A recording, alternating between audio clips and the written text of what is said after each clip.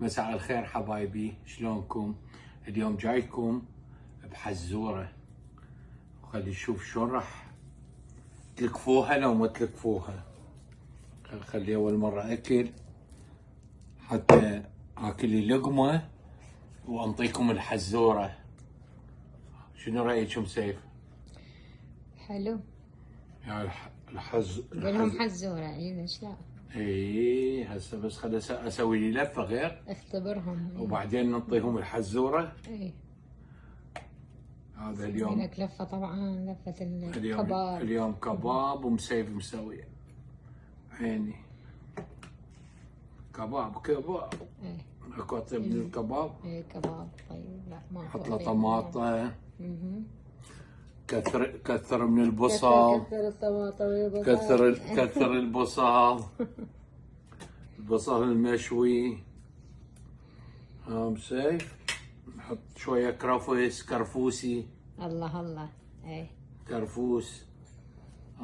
هسه شنو تكون الصمونة شوية من هذا سماق. يعني هسه اولا نسوي هيجي وناخذ لنا عضه والحزوره. انتظروا على الحزوره، لا تروحون، احد لا يروح يعوف الفيديو ويروح. سمعوا الحزوره.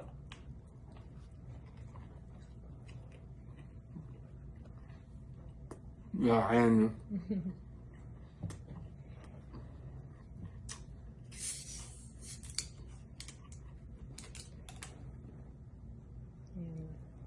الحزوره تقوليها انت لو انا اقولها انت؟ حزورة هي يعني فد شيء سهل. اكو يقول لك امير وقع بالحفرة، شلون طلع؟ امير وقع بالحفرة. امير وقع بالحفرة شلون طلع؟ اي كتبوا لنا بالكومنتات، بالتعليقات. سووا لنا كومنتات وتعليقاتكم. سهلة. اريد اشوف هذا الامير شلون طلع. يعجبنا نقرا تعليقاتكم. سهلة اي. يلا ابو سيف الشاي مخدر همينه. اي جاي تشربيني باب. ما اعرف انت اشتهيت شو باب. اليوم لبن انت ام اللبن. لا هاليوم مسويته باكر ان شاء الله يصير. هذا كباب. ما يخالف. يلا كباب ما ينكل. يقولون كباب اربيل ويا لبن. هذا كباب اربيل، هذا كباب مسيف بلا لبن. اوكي حبايبي. اوكي.